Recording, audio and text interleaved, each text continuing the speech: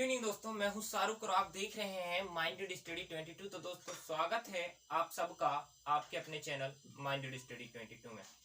तो दोस्तों आज हम बात करने जा रहे हैं क्लास 9th की अर्थशास्त्र के अध्याय नंबर 2 पर। इससे पहले हम अध्याय नंबर 1 पर बात कर चुके हैं। यदि आपने अध्याय नंबर 1 वाली वीडियो नहीं देखी है तो इसी वीडियो के नीचे डिस्क्रिप्शन में लिंक आपको मिल ही जाएगा, वहां से जाकर आप देख सकते हो। और बहुत बढ़िया रिजल्ट भी अध्याय नंबर 1 का रहा था। यदि आपने नहीं देखी है तो आप डिस्क्रिप्शन में जाकर लिंक ले सकते हो और वहां से वीडियो देख सकते हो। चलिए आज हम बात करते हैं। आज का जो हमारा अध्याय है वो अध्याय नंबर 2 है और इस अध्याय में हम जनसंख्या के बारे में पढ़ेंगे, जनसंख्या के बारे में देखेंगे।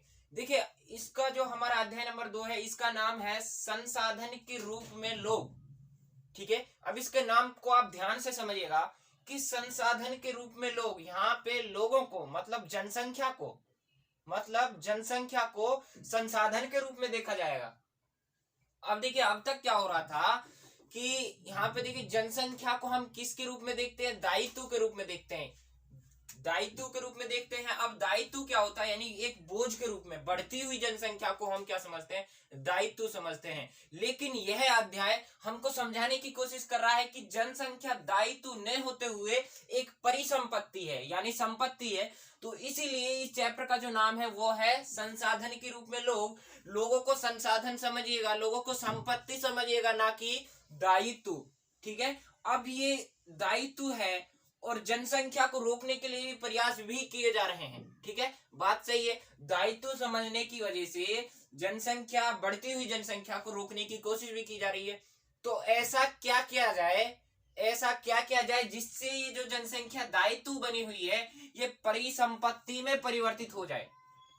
ठीक है, ऐसा क्या करना चाहिए हम लोगों को जो ये जनसंख्या दायित्व की बजाय, जो ये संख्या बढ़ रही है ये दायित्व की बजाय परिसंपत्ति में परिवर्तित हो जाए, संपत्ति बन जाए। अब ये संपत्ति कैसे बन सकती है यही चैप्टर हमको सिखाने की कोशिश कर रहा है, यही चीज हमको समझाने की कोशिश कर रहा है। इसी को आप समझिएगा, थोड़ा ध्यान से सुनिएगा, शांतिपूर्वक समझिएगा। देखिए संसाधन के रूप में लोग, लोगों को यहाँ पे आप संसाधन मानिएगा और लोग संसाधन होते कैसे हैं, जनसंख्या संसाधन कैसे हो सकती है, इसको आप समझिएगा। देखिए दायित्व की हम बात करें तो बढ़ती हुई जनसंख्या को देखते हुए एक दायित्व माना जा रहा है, बोझ माना जा रहा है।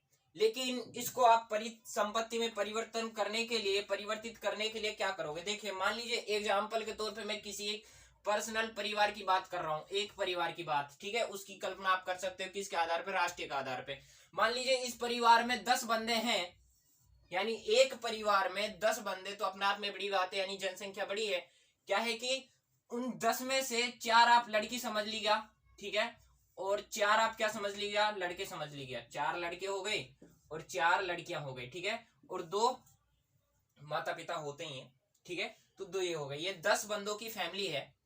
तो इस 10 बंदों में से यदि इस जनसंख्या को, जो मान लीजिए जो पिता है उसके पास क्या है, ये जो 4 लड़के हैं 4 लड़कियां हैं, मतलब अगर उसकी इनकम अच्छी खासी नहीं है तो उसके लिए ये क्या बन जाएंगे? दायित्व बन जाएंगे, यानी बोझ बन जाएंगे एक तरीके से। क्योंकि जो इनकी सुविधाएं जो इनके लिए होनी चाहिए थी, जो इनकी आवश्यकताएं हैं, वो आवश्यकता यदि एक पिता नहीं पूरी कर पा रहा है तो उस पिता के लिए वो क्या हो जाते हैं? दायित्व बन जाता है। ठीक है, लेकिन आप समझिएगा ये जो 4 बंदे हैं, 4 लड़के हैं 4 लड़कियां हैं, इनमें से, इन 8 में से कोई भी एक लड़का या लड़की शिक्षा के दौर में, ठीक है, चिकित्सा के क्षेत्र में, ठीक है, स्वास्थ्य और भी आप ले लीजिए। देखिए बहुत सारे क्षेत्र, किसी भी क्षेत्र में आप ले लीजिए, किसी भी एक बंदा के अंतर्गत, किसी भी एक बंदा या बंदी के अंदर एक स्किल्स डेवलप हो जाए, एक स्किल्स डेवलप हो जाए, यानी कौशल डेवलप हो गया, कौशल विकसित हो गया, तो वो क्या है? इनका जो दायित्व बना हुआ है उसको क्या कर देगा?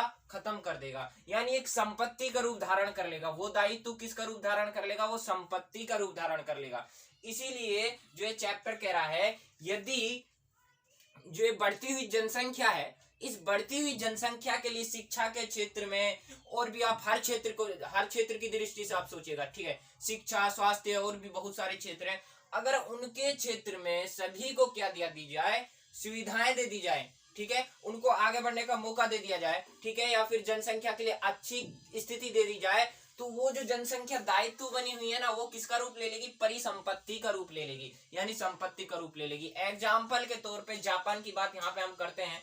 जापान का एग्जाम्पल एनसीईआरटी में दिया गया है, और जापान क्या कहता है कि जापान क्या कहता नहीं है, जापान का जो एग्जाम्पल वो ये है कि जापान में जो प्राकृतिक जो संसाधन है, ठीक है, वो बहुत कम है, ठीक है, फिर भी जो जापान एक विकसित कंट्री है, ठीक है। विकसित कंट्री क्यों है? ठीक है, जो जापान है इसकी जो जनसंख्या है, जापान ने अपनी जनसंख्या पर शिक्षा के क्षेत्र में, स्वास्थ्य के क्षेत्र में क्या किया है? निवेश किया है। और निवेश करने की वजह से आज जो जापान है टेक्नोलॉजी का क्षेत्र में बहुत आगे है, प्रौद्योगिकी के क्षेत्र में बहुत आगे। वो इसीलिए है क्योंकि इसने योगदान दिया है जनसंख्या को वहां तक पहुंचाने के लिए, ठीक है। तो ये चैप्टर यही बताने की कोशिश कर रहा है, यदि ये सब कार्य किए जाएं शिक्षा के क्षेत्र में, स्वास्थ्य के क्षेत्र में, ठीक है, और आप हर क्षेत्र से आप सोचेगा तो क्या हो जाएगी? ये जनसंख्या रूप ले लेगी किसका?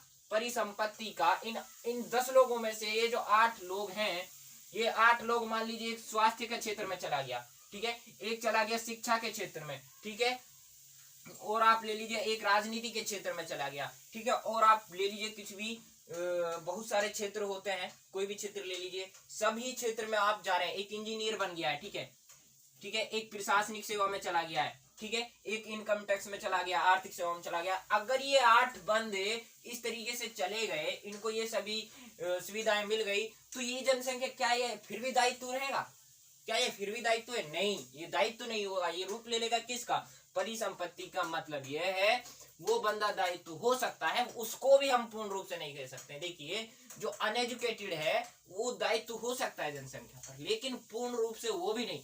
अगर सभी एजुकेटेड हो जाएंगे तो फिर ये जो बचे कुछ कार्य इनको कौन लोग करेंगे, ठीक है, वो भी दायित्व नहीं है। लेकिन हमें ज्यादा से ज्यादा जो कोशिश करनी चाहिए, जो ये दायित्व बनी हुई है बढ़ती हुई जनसंख्या, इसको परिसंपत्ति में बदलने के लिए हमको क्या करना चाहिए? शिक्षा की जो सुविधाएं वो प्रोवाइड करानी चाहिए, इस शिक्षा का क्षेत्र का जो उसको ग्रो करना चाहिए, ठीक है, और आर्थिक क्षेत्र और भी हर एक तरह के क्षेत्र में आप देख लीजिएगा, रोजगार जैसी समस्या ये समाप्त करनी चाहिए। और ऑटोमेटिक जब शिक्षा का जो क्षेत्र बढ़ जाएगा तो रोजगार ऑटोमेटिकली क्या हो जाएगा? समाप्त हो जाएगा, ठीक है। तो ये जो सभी क्षेत्र हैं, इनकी वजह से आप जनसंख्या को केवल एक दायित्व ना समझें, ठीक है। जनसंख्या एक परिसंपत्ति भी हो सकती है यदि उसके लिए कुछ कार्य किया जाए तो। ये चैप्टर आपको यही समझा रहा है और बोल भी रहा है कि संसाधन के रूप में लोगों को दायित्व न मत मानिएगा आप, लोगों को, जनसंख्या को आप दायित्व मत मानिए, जनसंख्या को आप संसाधन के रूप में देखिए, तो आपको इसका जो क्षेत्र है वो बहुत बड़ा लगेगा, ठीक है। यहां तक बिल्कुल क्लियर?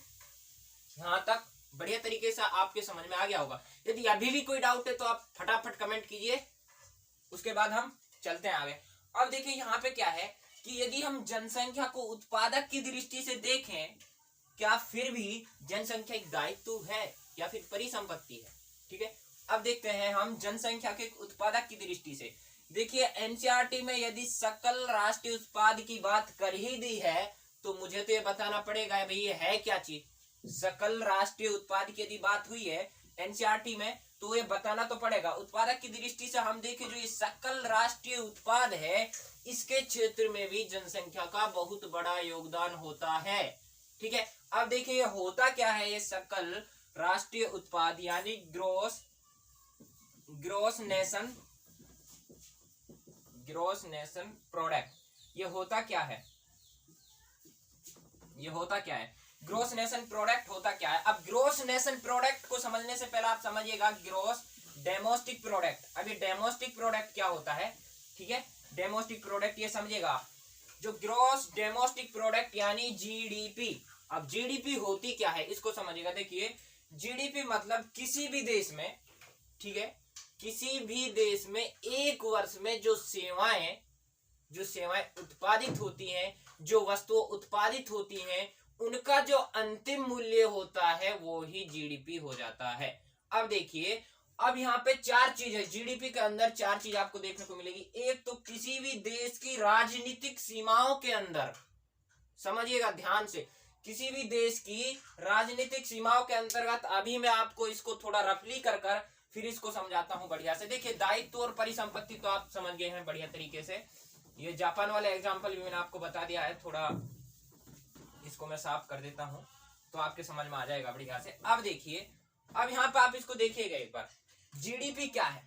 जीडीपी मतलब किसी भी देश की राजनीतिक सीमाओं में, जो राजनीतिक सीमाएं हैं देश की, उस सीमाएं, एक हो गया क्या राजनीतिक सीमाएं, राजनीतिक सीमाओं के अंतर्गत रहकर, अंदर रहकर, ठीक है, जो एक वर्ष में वस्तुओं और सेवाओं का उत्पादन होता है, ठीक है, वस्तुओं और सेवाओं का उत्पादन होता है, उसी को क्या कहा जाता है, वस्तुओं और सेवाओं, ठीक है, वस्तुओं और सेवाओं, तीन चीज। और जो चौथी है वो क्या है, अंतिम मूल्य। ये चार चीज होती है किसमें, जीडीपी में। इसके लिए जीडीपी पर हम अलग से टॉपिक, अलग से वीडियो डालेंगे, लेकिन जो अगर यहाँ पे हम इसको समझाने के लिए दो ही, तो थोड़ा टाइम लग जाए, कोई बड़ी बात नहीं है, लेकिन जो फैक्ट है वो आपके बिल्कुल क्लियर होने चाहिए, वो समझ में आना चाहिए। बात यहाँ पे देखिए, किसी भी देश की राजनीतिक सीमाओं के अंदर एक वर्ष में वस्तुओं और सेवाओं के, या फिर उत्पादित वस्तुओं और सेवाओं के अंतिम मूल्य को क्या कहा जाता है, क्या कहा जाता है, जीडीपी कहा जाता है, ठीक है। अब जीडीपी को समझिए, देखिए याद करने का जो तरीका है, ग्रॉस डोमेस्टिक प्रोडक्ट, यानी सकल घरेलू उत्पाद। यहाँ पे घरेलू की बात की जा रही है, ठीक है, तो घरेलू आप यहाँ पे किससे रिलेट करोगे इसको, मतलब एक देश की राजनीतिक सीमाओं के अंदर क्या है, एक देश की राजनीतिक सीमाओं के अंतर्गत क्या है, ठीक है। यहाँ पे भौगोलिक सीमाओं की बात नहीं की जा रही है, राजनीतिक सीमाओं की बात की जा रही है। तो घरेलू उत्पाद यानी वहां के जो घरेलू जो सीमाएं हैं, ठीक है, घरेलू सीमाएं मतलब राजनीतिक सीमाएं, तो घरेलू सीमाओं के अंतर्गत, या आप इस तरीके से बोल दीजिए कि किसी भी देश की घरेलू सीमाओं के अंतर्गत या फिर राजनीतिक सीमाओं के अंतर्गत उत्पादित होने वाली वस्तुओं और सेवाओं के अंतिम मूल्य को ही क्या कहा जाता है, अंतिम मूल्य को जीडीपी कहा जाता है, ठीक है। तो अब ये जो सकल होता है, सकल क्या होता है भाई, सकल होता क्या है, जहां देखिए सकल घरेलू उत्पाद, सकल राष्ट्रीय उत्पाद, और भी बहुत सारे वर्ड आपको देखने को मिलेगा इकोनॉमिक्स जब आप पढ़ोगे अर्थशास्त्र। तो सकल का मतलब होता है कुल, सकल का मतलब होता है क्या, कुल, यानी टोटल। अब जैसे कि मैथमेटिक्स की बात हम करें तो कुल के लिए क्या होता है, टोटल वर्ड का यूज होता है, ठीक है। तो इसीलिए जो अर्थशास्त्र जब हम पढ़ते हैं तो कुल शब्द के लिए सकल शब्द का हम यूज करते हैं, ठीक है। आगे समझ में। अब जीडीपी क्या है इसको तो आप समझ गए। अब देखिए, एक जीडीपी के अलावा हम बात करें सकल राष्ट्रीय उत्पाद, और सकल राष्ट्रीय उत्पाद में किसका योगदान होता है, लोगों का बहुत ज्यादा योगदान होता है, जीडीपी में भी होता है, इन सभी में। इन जो लोग हैं, जो संसाधन के रूप में हम मान रहे हैं, इनमें बहुत बड़ा योगदान होता है, इनकी क्षमताओं का योगदान होता है, इसीलिए यहाँ पे ये बात कही गई है। अब देखिए, जो ये ग्रॉस नेशनल प्रोडक्ट है, ये क्या है कि सकल राष्ट्रीय उत्पाद, सकल मतलब कुल, राष्ट्र मतलब एक नेशन की, और उत्पाद मतलब जो उत्पादन हो रहा है, ठीक है। तो जो ये है सकल राष्ट्रीय उत्पाद, इसमें क्या है, मान लीजिए जो जीडीपी है, इसको आप ऐड करिएगा, जीडीपी में माइनस कर दीजिएगा जो विदेश के जो लोग आकर भारत में जो कमा रहे हैं, ठीक है, मतलब भारत से जो आय प्राप्त कर रहे हैं, उसकी आय को, विदेशी लोगों की आय को क्या कर दोगे, माइनस कर दोगे, ठीक है। विदेशी लोगों की आय को माइनस कर दोगे, ठीक है, और प्लस में कर दोगे जो भारतीय लोग बाहर जाकर, यानी अन्य कंट्रीज में रहकर कमा रहे हैं, जैसे कि बहुत से भारतीय सऊदी अरब में कमा रहे हैं, और वो लोग जो इनकम ला रहे हैं, जो आय ला रहे हैं, जो भारत में भेज रहे हैं, उनको क्या कर देंगे, प्लस कर देंगे, ठीक है। तो ये क्या हो गया, इसमें से जीडीपी, देखिए जीएनपी बराबर हो जाएगा आपका, यानी सकल राष्ट्रीय उत्पाद हो जाएगा जीडीपी माइनस विदेशी आय, जो मतलब विदेशी लोग जो यहाँ पे आकर भारत के अंदर रहकर जो आय प्राप्त कर रहे हैं और अपने देश के लिए भेज रहे हैं, ठीक है, उसको माइनस कर देंगे, और जो भारतीय विदेश में जाकर कमा रहे हैं और विदेश से आय प्राप्त कर वो भारत में भिजवा रहे हैं, उसको क्या कर देंगे, हम प्लस कर देंगे, वो ही क्या कहलाती है, वो ही सकल राष्ट्रीय उत्पाद कहलाती है। अब ये जो दो फैक्ट थे, ये आपके बढ़िया तरीके से समझ में आ गए, जीडीपी क्या होता है और जीएनपी क्या होता है, ठीक है, इनको समझ गए। इनकी बात क्यों की गई, देखिए जब आप क्लास 9th के एनसीईआरटी पढ़ोगे तो जो चैप्टर नंबर 2 है उसमें बात की गई थी सकल राष्ट्रीय उत्पाद की, ठीक है। तो सकल राष्ट्रीय उत्पाद की यदि बात की गई है तो उसको समझना जरूरी है, कोई भी फैक्ट हमको छोड़ना नहीं है, बिल्कुल जड़ से हमको काम करना है, ठीक है। तो ये जो दोनों कंसेप्ट है आपके क्लियर हो गए, ठीक है। अब हम बात करते हैं, यहां तक आपके बढ़िया से समझ में आ गए होंगे, यदि अभी भी कोई डाउट है जीडीपी जीएनपी के बारे में, ठीक है, तो आप पूछिए। और इन पर हम एक अलग से वीडियो बनाएंगे। पहले 9th और 10th की बुक को कंप्लीट कर लेंगे ना, तब सभी आप 10th 11th 12th में ये सभी पढ़ने वाले हो, ज्यादा नहीं पढ़ोगे, ठीक है। पहले आप 10th और 9th की बुक को कंप्लीट कर लो अर्थशास्त्र को, उसके बाद ये सब जीडीपी एनएनपी, ठीक है, जीएनपी, ये सब जितने भी वर्ड्स हैं ये सभी मैं आपको बताऊंगा, ठीक है। स्पेशल वीडियो इन पे डालेंगे। अभी ये अपना जो चल रहा है चैप्टर, इनको सिस्टमेटिक ढंग से हम कंप्लीट कर लेते हैं। अब देखिए मानव पूंजी का निर्माण, मानव पूंजी की बात की गई थी। चैप्टर नंबर 1 की बात हम कह रहे, तो अध्याय नंबर 1 में हमने क्या किया था? अध्याय नंबर 1 में हमने उत्पादक के 4 क्षेत्रों की बात की थी, 4 कारकों की बात की थी। अब वो 4 कारक कौन कौन से थे आपको पता होना चाहिए। नंबर 1 भूमि, ठीक है, जो उत्पादन करने के लिए सबसे पहली आवश्यकता थी वो क्या थी? भूमि, लैंड, ठीक है। नंबर 2 कौन सी थी? श्रम, नंबर 2 कौन सी थी? श्रम यानी लेबर, ठीक है। थर्ड कौन सी थी? थर्ड थी भौतिक पूंजी, ठीक है, भौतिक पूंजी। और अंग्रेजी की हम बात करें तो फिजिकल कैपिटल, ठीक है। और चौथी चीज क्या थी? वो थी मानव पूंजी। तो अब मानव पूंजी के बारे में डिटेल से चैप्टर 2 में हम समझेंगे, ठीक है। वो से तो हम समझ लिए थे चैप्टर 1 में भी, अध्याय 1 में भी। अब इसको हम तह तक इसकी के जाएंगे, क्योंकि भाई चैप्टर भी इसी पे डिपेंड है, ठीक है। तो देखिए जो ये भौतिक पूंजी है, अब ये तो सब आप जानते हो, भूमि श्रम, इनके बारे में तो मैंने आपको बताया था। अब हम यहाँ पे बात करते हैं भौतिक पूंजी और किसकी? मानव पूंजी की। अब भौतिक पूंजी क्या है? भौतिक पूंजी का देखिए, मान लीजिए हमने पूंजी खर्च की, पूंजी का निवेश किया, और उस पूंजी से हमने कुछ भी सामान खरीदा। जैसे कि मान लीजिए हम किसी दुकान पर गए या किसी शॉप, कहीं पर भी गए, कुछ भी चीज हमने खरीदा, कोई बड़े मॉल में गए, शॉप पर गए, छोटी शॉप पर गए, बड़ी शॉप पर गए, वहां से हमने 10 रुपए का सामान खरीदा, और 10 रुपए की मान लीजिए हमने बिस्किट खरीद ली। क्या खरीद ली? बिस्किट खरीद ली, ठीक है। अब ये क्या हो जाएगा? ये जो 10 रुपए की जो बिस्किट खरीदी, ये क्या कहलाएगी? भौतिक पूंजी कहलाएगी। मान लीजिए जहां पर हमने पूंजी का निवेश किया और उस पूंजी के बदले में यदि हमको कुछ सामान मिला, कुछ औजार मिला, ठीक है, वो क्या है? वो भौतिक पूंजी है, ठीक है, ये समझ गए। अब कुछ पूंजी ऐसी होती है जहां पर हम पूंजी का निवेश तो करते हैं, इन्वेस्टमेंट तो करते हैं, खर्च तो करते हैं, लेकिन हमको वहां पे कुछ सामान नहीं मिलता है, सिर्फ हमको महसूस होता है, फील होता है। एग्जाम्पल के तौर पे वो क्या होती है? वो सेवाएं होती है, उनको हम क्या देते हैं? सेवाएं।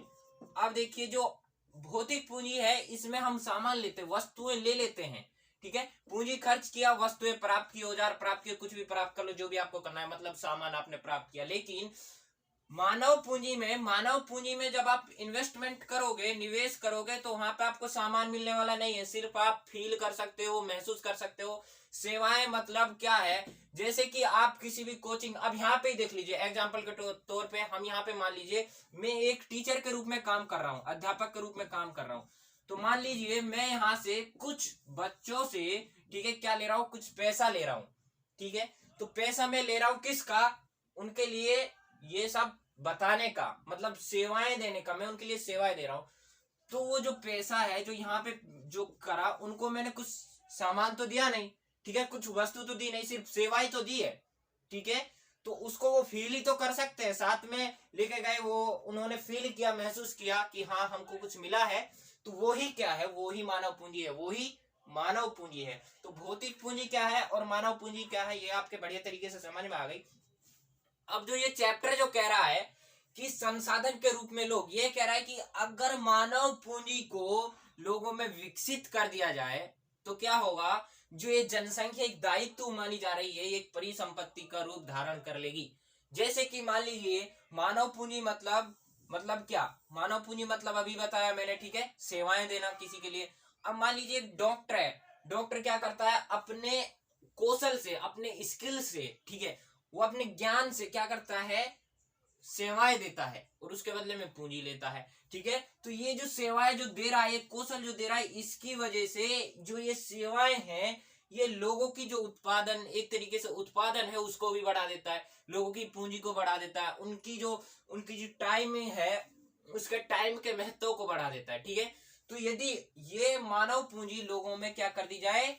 विकसित कर दी जाए, तो जनसंख्या दायित्व नहीं होगी, क्या होगी, परिसंपत्ति का रूप धारण कर लेगी। ठीक है, तो ये चैप्टर यही समझाने की कोशिश की कर रहा था। मानव पूंजी की बात क्यों की गई, ठीक है, वो मैंने बता दी। यहाँ पे उत्पादक की दृष्टि से हमने देखा सकल राष्ट्रीय उत्पाद, सकल घरेलू उत्पाद, उनकी दृष्टि से हमने देखा, उनकी बात क्यों की गई वो भी मैंने आपको बता दिया। अब हम बात करते, देखिए मानव पूंजी के बारे में आप समझ गए हैं। अब देखिए जनसंख्या को दायित्व से परिसंपत्ति में परिवर्तन करने के लिए क्या करना है, शिक्षा के क्षेत्र में, आर्थिक स्थिति के क्षेत्र में, बेरोजगारी के क्षेत्र में, ये सब रोजगार के क्षेत्र में, ठीक है, और भी स्वास्थ्य के क्षेत्र में, ठीक है, इन सभी क्षेत्रों में क्या करेंगे, अगर हम ये सभी कार्य करेंगे, अपना योगदान देंगे, तो जनसंख्या के दायित्व को परिवर्तित कर सकते हैं। यही सभी इसके रीजन है। ठीक है, अब हम बात करते हैं किस पे, इस पे भी हमारी बात हो गई और बढ़िया से समझ में आ गया है। यदि अभी भी नहीं आया तो फटाफट कमेंट कीजिए, हम आपको बिल्कुल जितने भी आपके कंसेप्ट है सभी को क्लियर कराएंगे, कोई डाउट रखने वाली बात नहीं छोड़ेंगे। ठीक है, तभी हम चैप्टर को 2 पार्ट में बांट रहे, वरना हम 30 मिनट में चैप्टर 1 को पढ़ाकर कंप्लीट कर सकते हैं। ठीक है, कोई फायदा नहीं है। अगर आप एनसीईआरटी पढ़ रहे हो तो पढ़ो उसको पढ़ो, समझो उसको। ठीक है, अगर एनसीईआरटी पढ़ रहे हो ना तो टाइम पास के लिए मत पढ़ो। हजारों लोग एनसीईआरटी पढ़ रहे हैं लेकिन सभी लोग एग्जाम नहीं निकाल रहे ना, दिक्कत तो यही है। हजारों लोग पढ़ रहे हैं एनसीईआरटी, लाखों लोग पढ़ रहे हैं, जितने भी लोग एजुकेशन अपनी शिक्षा जारी रख रहे हैं वो सभी लोग एनसीईआरटी पढ़ रहे हैं, लेकिन उन सभी लोगों में से, उन लाखों लोगों में से कुछ ही लोग क्लियर कर पाते हैं एग्जाम। तो इस तरीके से पढ़ो कि एग्जाम हम क्लियर कर पाए।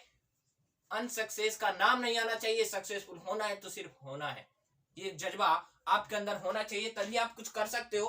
और उसी तरीके से अपनी जो अध्ययन है उसको जारी रखो। ठीक है, तो चलिए अब हम बात करते हैं आर्थिक क्रियाओं पर।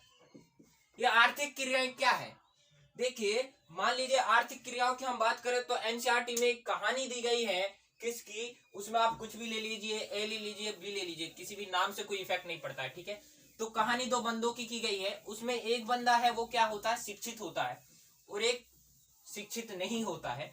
ठीक है, अब जो शिक्षित होता है उसके शिक्षित होने के पीछे का रीजन भी हम आपको बताएंगे, और जो नहीं होता है उसका भी हम बात बताएंगे। मान लीजिए 2 नाम यहाँ पे मैं ले लेता हूं, एक बंदा था एक्स और एक बंदा था वाई। ठीक है, अब जो एक्स था ये शिक्षित था, ठीक है, ये क्या था, ये शिक्षित था, और जो वाई था ये शिक्षित नहीं था। ठीक है, ये अशिक्षित था। अब जो इसके जो माता पिता थे इसके, वो क्या करती थी, इसकी एक माँ थी और वो मछली बेचने का काम करती थी। ठीक है, और कोई ऐसा सदस्य नहीं था जो कि घर को चलाने के लिए आय प्राप्त कर सके। ठीक है, तो जो है वाई था, वाई, इसकी माँ बीमार हो जाती है जो कि आय प्राप्त करने के आय प्राप्त कराती थी और कैसा जो परिवार को चलाती थी। ठीक है, तो वो एक दिन बीमार हो जाती है। ठीक है, और आय चलाने के लिए मजबूर, मतलब जो आय होती है वो नहीं आती है, वो लोग मजबूर हो जाते हैं। ठीक है, तो फिर क्या होता है कि जो लड़का होता है वाई नाम का, ठीक है, उसको अपनी माँ का ही काम करना पड़ता है। ठीक है, क्योंकि इतना अच्छा खासा पैसा उनके पास था नहीं कि वो लोग उनको शिक्षा दिला दे, अच्छे से शिक्षित करा दे, या फिर उनके लिए सुविधाएं दे सके उसकी माँ, क्योंकि खुद उसके लिए परिवार चलाना ही बड़ी बात थी।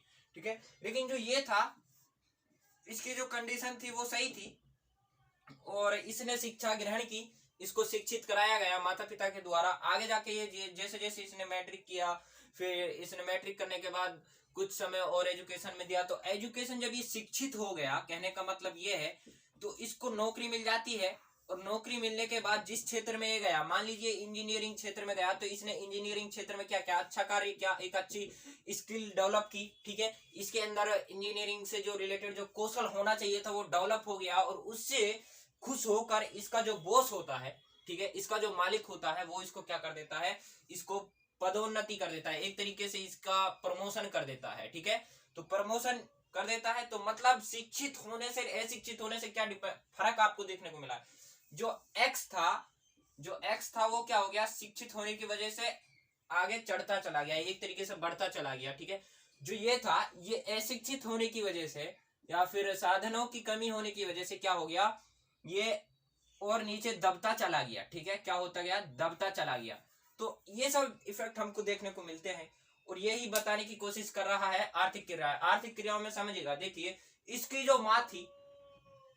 जो माँ थी जो परिवार चलाने के लिए क्या कर रही थी, मछलियां बेचती थी, वो सभी कर रही थी, तो वो क्या थी, वो आर्थिक क्रियाएं हैं जिनसे कुछ प्रॉफिट हो, ठीक है, या फिर लाभ प्राप्त करने के लिए या पूंजी प्राप्त करने के लिए जो कार्य हम करते हैं वो ही कार्य आर्थिक क्रियाएं कहलाती है। समझ गए? अब मान लीजिए एग्जाम्पल के तौर पर कुछ ऐसी क्रियाएं हैं जिनको आर्थिक क्रियाएं नहीं माना जाता है। एग्जाम्पल के तौर पर मान लीजिए महिला घर के अंदर काम कर रही है और उस घर के अंदर जो वो काम कर रही है उसको पूंजी उसके बदले में नहीं मिल रही है, तो वो आर्थिक क्रिया नहीं है। ठीक है, चाहे वो कुछ भी कर रही है, लेकिन वो ही महिला वो ही घरेलू कार्य किसी कहीं पर जाकर काम करती है, नौकरानी के रूप में काम करती है, किसी भी रूप में काम करती है, लेकिन बदले में उसको क्या मिल रही है? पूंजी मिल रही है। ठीक है, तो वो क्या हो जाएगी? आर्थिक क्रिया हो जाएगी। तो ये छोटा सा जो डिफरेंस था ये आपका क्लियर होना चाहिए था। आशा करता हूं कि आर्थिक क्रिया होता क्या है ये आपको समझ में आ गया होगा। अब देखिए आर्थिक क्रियाओं के 3 क्षेत्र होते हैं। पहले देखिए प्राथमिक, द्वितीयक, तृतीयक। हर क्षेत्र के तीन क्षेत्रक होते हैं। ठीक है, तो प्राथमिक, द्वितीयक, तृतीयक। अब प्राथमिक क्या है, द्वितीयक क्या है, तृतीयक क्या है? देखिए जो प्राथमिक जो क्षेत्रक है वो प्राकृतिक संसाधनों पर डिपेंड है। ठीक है, इसमें क्या है? कृषि, मत्स्य पालन, पशुपालन, ये सब ये वगैरह वगैरह आ जाते हैं। जो प्राथमिक जो संसाधन है, जो प्राकृतिक जो चीजें हैं, ठीक है, तो ये जो प्राथमिक जो क्षेत्रक है इसमें कृषि, मत्स्य, पशुपालन, ठीक है, ये सभी आ जाते हैं। खनन, खनिज, ये सब इसी के अंतर्गत आते हैं। ठीक है, ये प्राथमिक संसाधनों का पहला रूप आप बोल सकते हो। ठीक है, प्राथमिक संसाधनों का पहला रूप, सॉरी प्राकृतिक संसाधनों का पहला रूप। ठीक है, तो अब जो द्वितीयक क्षेत्र है इसमें क्या है? ये एक विनिर्माण कार्य होता है या फिर उद्योग होता है। अब देखिए इसको आप समझिएगा थोड़ा अच्छे से, हालांकि मुश्किल से ही कोई आपको बता पाएगा। देखिए जो ये प्राकृतिक संसाधन है इनका जो प्राथमिक जो रूप है वो तो क्या है? वो प्राथमिक क्रियाओं के अंतर्गत आ रहा है, प्राथमिक क्षेत्र के अंतर्गत आ रहा है। अब जो विनिर्माण कार्य है, जो उद्योग है, ठीक है, ये प्राथमिक कार्य प्राकृतिक कार्यों के दूसरा रूप होता है। मान लीजिए आपने कृषि उत्पादन किया, कृषि से आपने गेहूं प्राप्त किया। ठीक है, अब ये गेहूं प्राप्त किया, ये क्या है? ये प्राकृतिक उत्पादन आप बोल सकते हो, है भी। ये क्या है? प्राथमिक क्षेत्र है। लेकिन इसी गेहूं से आपने क्या क्या? आटा बनाया। आटा बनाने के बाद उसी गेहूं से ब्रेड बनाई, बिस्किट बनाई, वगैरह वगैरह बहुत सारे कार्य किए जाते हैं। ठीक है, तो वो किसके अंतर्गत आ जाएगा? वो आ जाएगा द्वितीयक क्षेत्र के अंतर्गत, यानी विनिर्माण कार्यों के अंतर्गत, उद्योगों के अंतर्गत। अब आप समझ गए हैं कि ये क्या होता है द्वितीयक क्षेत्र, समझ में आ गया। अब जो तृतीयक क्षेत्र है वो है सेवाएं। तृतीयक क्षेत्र में आपको देखने को मिलेंगी सेवाएं। तृतीयक क्षेत्र में मतलब जैसे कि सेवाएं क्या होती है? सेवाएं मतलब जैसे कि एक डॉक्टर सेवा दे रहा है, मतलब ऐसी जब हम पूंजी के बदले में जब हमको कुछ ऐसा मिलता है जिसको हम प्राप्त नहीं करते हैं, प्राप्त करते हैं सिर्फ उसको महसूस करते हैं। ठीक है, वस्तु और सेवाओं में मैंने जब इस चैप्टर का हम स्टार्ट कर रहे थे, स्टार्टिंग में ही बताया था कि सेवाएं और वस्तु में क्या डिफरेंस है। कि वस्तुएं मतलब जब हमने कुछ पूंजी का निवेश किया और बदले में कुछ सामान लिया, ठीक है, जिससे जो हमने प्राप्त किया वो क्या है? वो वस्तुएं हैं। ठीक है, जैसे कि एग्जाम्पल के तौर पे मान लीजिए हमने 5 रुपए की बिस्कुट खरीदी, तो 5 रुपए हमने दिए, पूंजी का निवेश किया, उसके बदले में हमको क्या मिला? बिस्किट मिला। ठीक है, या फिर कुछ औजार खरीदे, मशीनें खरीदी, ठीक है, तो वो क्या है? वही तो वस्तु है। लेकिन जो सेवाएं हैं इनके लिए जब हम निवेश करते हैं, इनके लिए जब हम खर्च करते हैं, ठीक है, तो इनको हम सिर्फ फील करते हैं, महसूस करते हैं, ये हमको एक साधन के रूप में दिया नहीं जाता है। लेकिन जो सेवाओं का जो प्रतिफल होता है वो वस्तुओं के प्रतिफल से कहीं ना कहीं ज्यादा होता है। ठीक है, यानी बढ़िया होता है। तो ये समझ में आ गया। अब जैसे कि अब मैं क्या कर रहा हूँ यहाँ पे जो मैं काम कर रहा हूँ सेवा के रूप में काम कर रहा हूँ, क्योंकि आपको सेवाएं दे रहा हूँ। ठीक है, आपको मैं सेवाएं दे रहा हूँ। और भी डॉक्टर क्या करता है? एक सेवा देता है। ठीक है, वकील क्या करता है? एक सेवा देता है। ठीक है, उसके पास कौशल है, स्किल है, और उसी स्किल के अकॉर्डिंग वो क्या कर रहा है? वो भी उत्पाद ही होगा उसका। वो क्या होगा? वो भी तो उत्पाद ही है। अब मैं अपनी स्किल से, अपने कौशल से यहाँ पे आपको क्या करा रहा हूँ? ये सब बता रहा हूँ। ये कौशल है, स्किल है, ठीक है, ये सेवाएं हैं। मैं आपको ये जो दे रहा हूं ये सेवाएं हैं। ठीक है, आ गया समझ में? तो ये ही सेवाएं हैं। तो जो तृतीय क्षेत्र में आती है ये सभी क्षेत्र, ये कार्य आते हैं सेवाएं का। ठीक है, तो समझ में आ गए हैं। यहाँ तक जो चैप्टर सेकंड है बढ़िया तरीके से कंप्लीट हो गया। कंप्लीट नहीं हुआ, ये पार्ट 1 है, ये भाग 1 है। ठीक है, टाइम थोड़ा ज्यादा लग रहा है, लगने दो उसको, समझ में तो बढ़िया आ रहा है ना। अगर अभी भी समझ में नहीं आ रहा है तो आप कमेंट कीजिए, 100% कमेंट कीजिएगा आप। ठीक है, बताइएगा कि आपको कैसा लगा। ठीक है। तो ये पार्ट 1 है जो हम बात करेंगे, कल बात करेंगे पार्ट 2 पर, और इसी तरीके से डिटेल के साथ हम समझेंगे ताकि हमको किसी भी कॉम्पिटिटिव एग्जाम में ये सोचने की जरूरत ना पड़े कि हमने अगर अर्थशास्त्र पढ़ा है तो फिर ये सोल्व क्यों नहीं हो रहा है। अगर पढ़ा है तो क्वेश्चन सोल्व होना चाहिए भाई, एनसीईआरटी आप पढ़ के चल रहे हो, ठीक है। तो इस तरीके से हम पढ़ेंगे। तो चैप्टर 2 कल आपको मिल ही जाएगा, और डिस्क्रिप्शन में लिंक आपको चैप्टर नंबर 1 का दे दिया जाएगा। और देखिए, अगर जितना अभी तक यहाँ पे मैंने पढ़ाया है पार्ट 1 के अंतर्गत, अगर आप इनके नोट्स चाहते हो, ठीक है, नोट्स हमने बना रखे हैं, ठीक है, उनको हम आपको प्रोवाइड करा देंगे। तो अभी वेबसाइट बनी नहीं है, वेबसाइट बनाने का जो प्रोसेस है वो चल रहा है।